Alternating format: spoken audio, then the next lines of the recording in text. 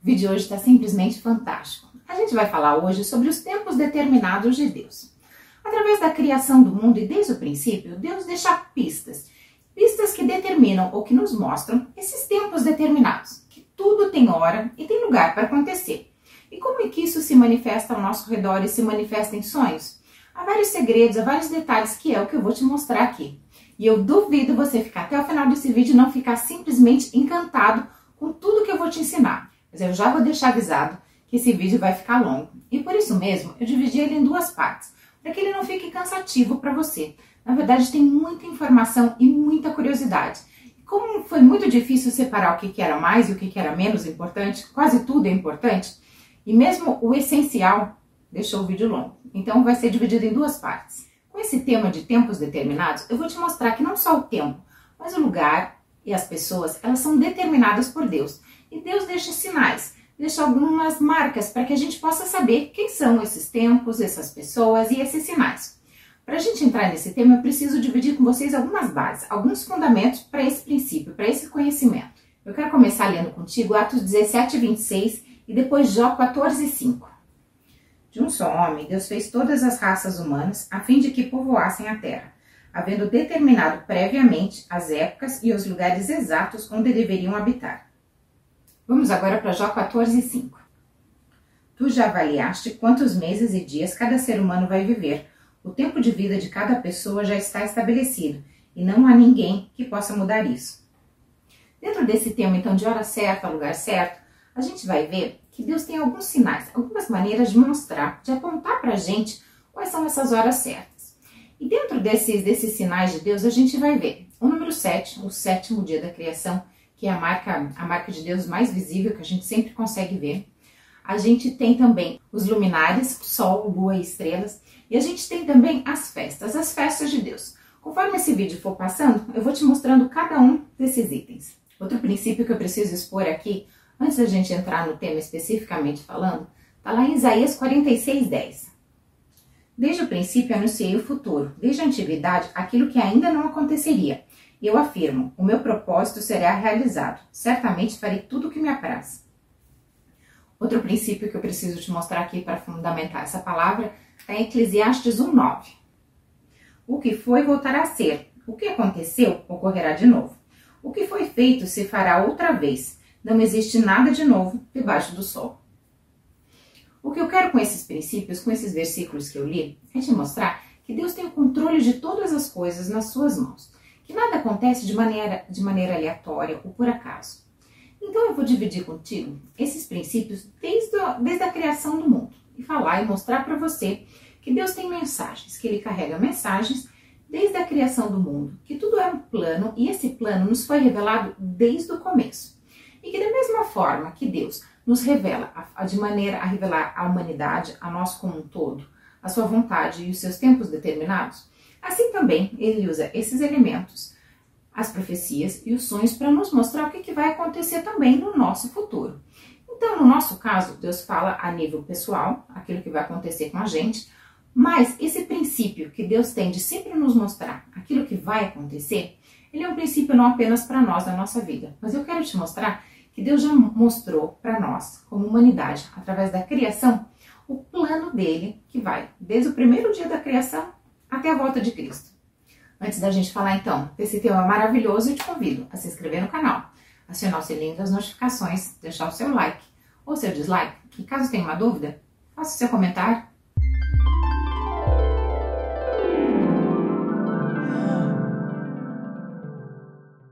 Então, para falar de tempos determinados, no original essa palavra é moedim ou moedes.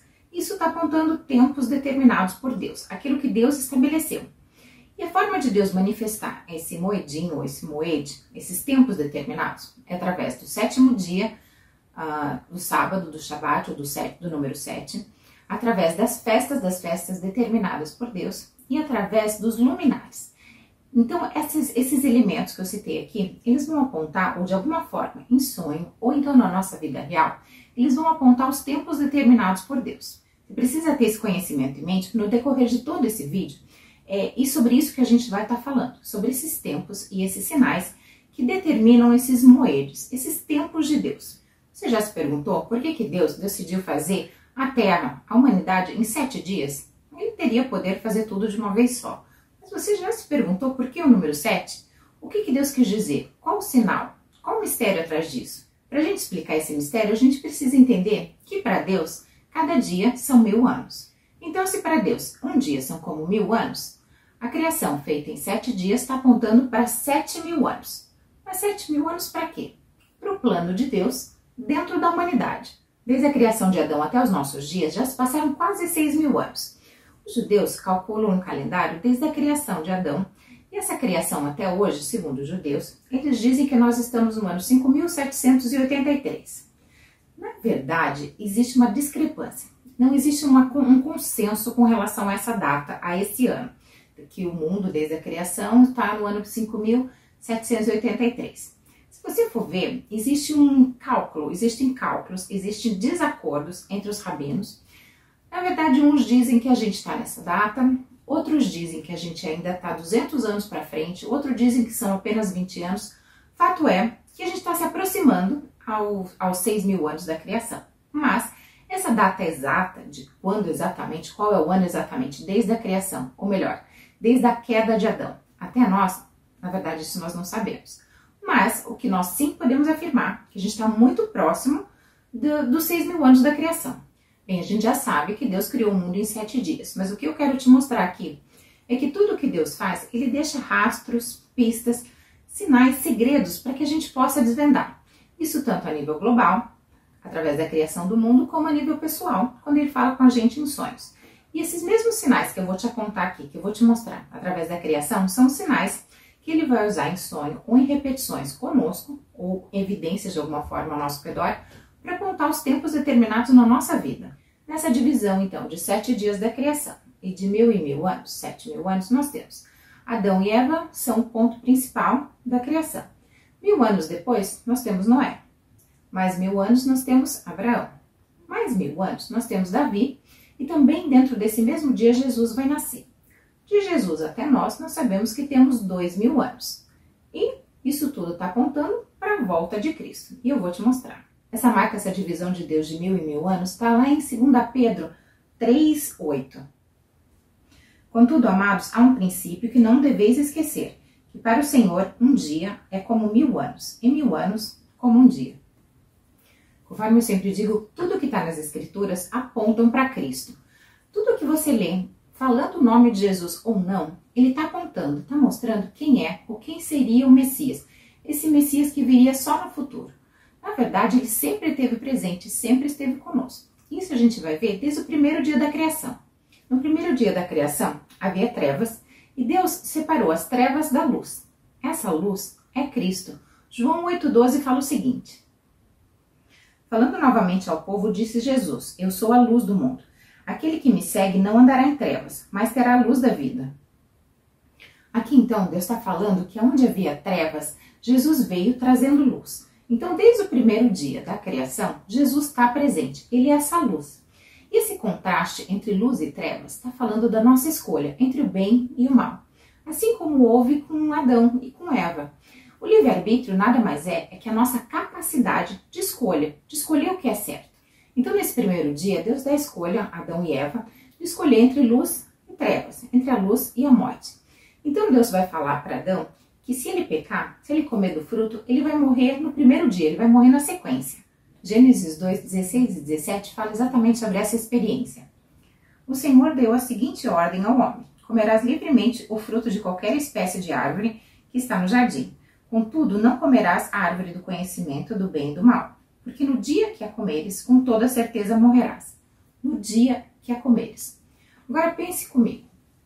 Ele comeu. Ele morreu exatamente no mesmo momento? Não, ele comeu no dia. O dia está falando de um período de 1000 anos.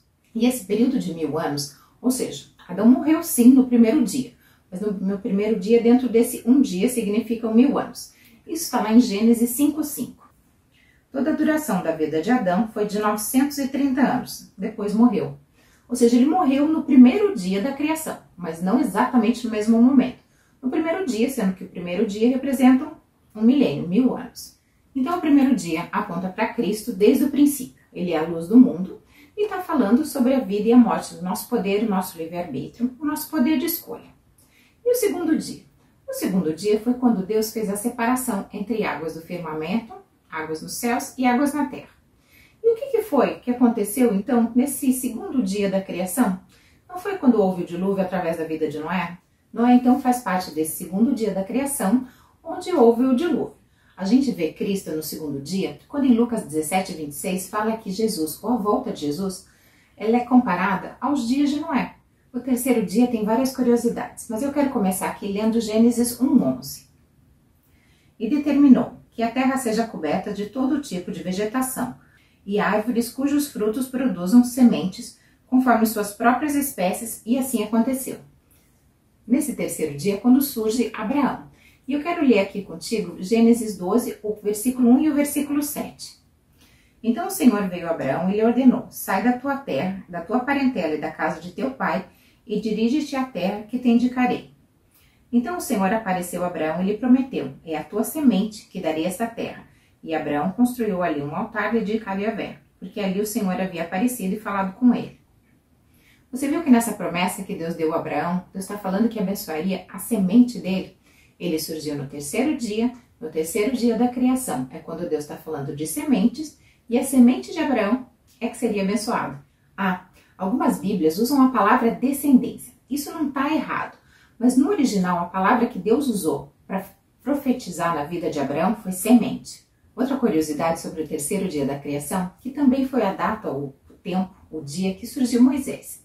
E através de Moisés vieram os 10 mandamentos. Você também se lembra que dentro do ritual de purificação, os homens tinham que se limpar, se purificar, eles tinham que ficar uma semana separados dentro do processo de purificação, e eles tinham que se lavar no terceiro dia e no sétimo dia. O terceiro dia está falando das leis de Deus que foram dadas a Moisés. E o sétimo dia está falando de Deus, de Cristo vivendo conosco aqui na terra. Então aquilo que nos purifica é a palavra de Deus e Cristo vivo, que é a palavra de Deus. Mais uma curiosidade ainda dentro desse terceiro dia, está em Gênesis 1:10. Deus outorgou o nome de terra à parte seca, e a massa das águas que se haviam ajuntado ele chamou de mares, e observou Deus que isso era bom. Quero destacar que terra também foi nesse dia, no terceiro dia, que a terra, a nação de Israel, ela surgiu. Esse quarto dia da criação ele é muito importante, porque ele está falando da criação do sol, da lua e das estrelas, fazendo referência aos tempos determinados por Deus, os moedos, os moedinhos de Deus. Isso porque Deus fala que esses elementos, o sol, a lua e as estrelas, são para marcar tempos e estações, para determinar a vontade de Deus. E não foi através do sol, da lua, das estrelas, que tudo apontou para Cristo. Jesus veio no final do quarto dia da criação. E o que foi que mostrou, o que apontou o nascimento, quem seria o Messias? Não foi uma estrela? Pois é, esses elementos apontam para o tempo determinado por Deus. Por isso que eles são tão importantes em sonho.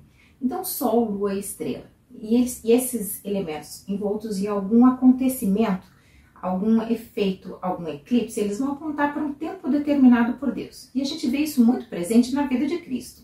Ainda há muito para ser falado dentro desse tema, mas isso ficou para o próximo vídeo, para a segunda parte do vídeo. Mas você reparou que o Sol foi criado nesse dia, no quarto dia da criação, mas que a luz já existia desde o primeiro dia? Essa luz é Cristo. No quinto dia da criação, o que eu quero destacar aqui é uma bênção que Deus deu. Deus falou: sede fecundos e multiplicai-vos. Foi nesse quinto dia, logo após a morte de Jesus, onde o corpo de Cristo, a palavra a semente de Deus, começou a crescer. E ela se expandiu por todos os lugares, por toda a terra.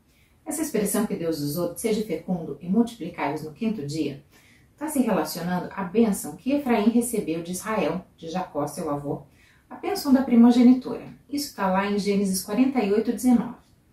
Ele recebeu a bênção da primogenitura e ele se transformou na plenitude dos povos.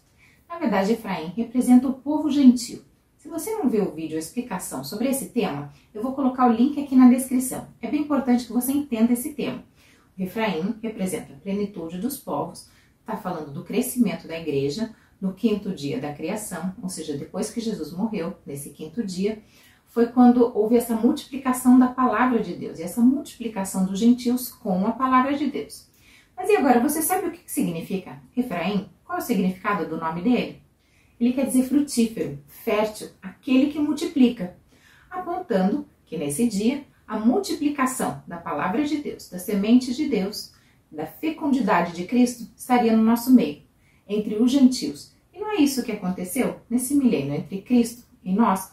Não foi entre os gentios que o nome de Cristo foi exaltado e cresceu? Outra coisa a ser destacada dentro desse 5º dia da criação está em Gênesis 1:20. Disse também Deus: fervilhem as águas com fervilhar de seres vivos, e que as aves voem acima da terra, sob o firmamento do céu. E assim aconteceu.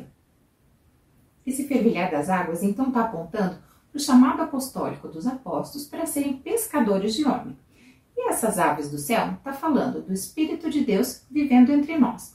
Não foi uma pomba que desceu com o Espírito de Deus sobre a vida de Jesus? Aves também falam do nosso acesso às coisas, ao mundo espiritual. Isso porque, após a morte de Jesus, quando o véu se rasgou, nós temos acesso a Deus. Antigamente, ou antes de Jesus, esse acesso só era possível através do sumo sacerdote. E às vezes alguns reis, que tinham o acesso à vontade, ao plano de Deus. Mas depois da morte de Jesus, todos nós temos acesso a essas questões, a esses saberes celestiais, que é o mundo onde Deus vive. Chegamos então ao 6º dia. E a gente sabe que foi no 6º dia que Deus criou o homem. Mas o que mais? A criação quer revelar. A criação revela que também é quando vai surgir o anticristo. Eu quero que você venha comigo para Gênesis 1:25. Deus fez, portanto, todas as bestas feras segundo suas espécies, os rebanhos domésticos conforme suas espécies, répteis e todos os demais seres vivos, cada qual de acordo com sua espécie. E observou Deus que isso era bom. Deus declara nessa passagem que ele criou as bestas feras. Isso apontando para o 6º dia o surgimento do anticristo. Que tudo, que até mesmo o surgimento do anticristo é dentro do propósito, do tempo e do controle de Deus. Então a gente está vivendo o 6º dia da criação, a gente está vendo a época do barro, que se relaciona dentro da estátua de Daniel aos pés da mistura do ferro e do barro, apontando que nós estamos vivendo para a época do anticristo. Ou seja, nós estamos no 6º dia da criação e é nesse dia, no 6º dia, que o aparecimento, o surgimento do anticristo, ele vai acontecer. Por isso o anticristo carrega 666, ou seja, a marca da humanidade. O 7º dia da criação, que é o sábado, que é o 7º dia, está falando do descanso. Esse descanso, de 1000 em 1000 anos, chegamos ao último milênio. Está apontando para os 1000 anos de Cristo vivendo conosco aqui na Terra. Se o anticristo vai surgir no final do 6º dia, é no 7º, no começo do 7º dia, que Jesus vem reinar conosco aqui na Terra por 1000 anos. E eu digo que é no começo porque se Deus nos mostrou o tempo, o período que ele determinou por 7.000 anos, e a gente vai viver por 1000 anos com Cristo aqui na Terra, então Jesus vem no comecinho desse 7º dia. Esse dia é o auge da criação.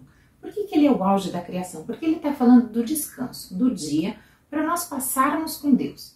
Na verdade, Deus está mostrando, está apontando que no final dessa criação, no final desse período de 7 dias, é quando nós vamos passar um milênio junto com Cristo aqui na Terra. Esse dia de descanso nada mais é do que uma profecia que Deus está falando sobre o último milênio, o 7º milênio, onde a gente vai viver um período de descanso com Cristo aqui na Terra. A gente sabe que o 7 é o número perfeito de Deus e que geralmente, quando ele quer se mostrar, ele vai falar do número 7. Então o número 7 está por toda a Bíblia, por toda a Escritura, mostrando que é ele, Deus, junto conosco. Então o 7, o 7º dia da criação, ele vai apontar para esse tempo determinado. Deus não decidiu que nós trabalhamos 7 dias e o 7º dia é o dia de descanso. Deus não decidiu que por 6 anos o Israel trabalharia e o 7º ano seria um ano de descanso, um ano sabático. Deus também não calcula o período até o ano do jubileu de 7 ciclos de 7 anos. E lá no Apocalipse também não tem um monte de número 7 marcando a presença de Deus, a ira de Deus, o domínio e o controle de Deus sobre os tempos? Pois é. Esse número, assim como o sol, a lua e as estrelas e as festas de Deus, eles vão estar apontando para tempos determinados. Por isso que em sonho, ao nosso redor, ou na vida real, são elementos que Deus usa para falar conosco, para mostrar a sua vontade perfeita. Esse vídeo hoje vai até aqui. Então, os tempos determinados de Deus passam pelo número 7, pela lua, pelas estrelas e pelo sol, e também pelas festas de Deus. Mas esses assuntos a gente vai continuar de forma mais profunda no próximo vídeo. Mas você sonhou? Sonhou? E daí?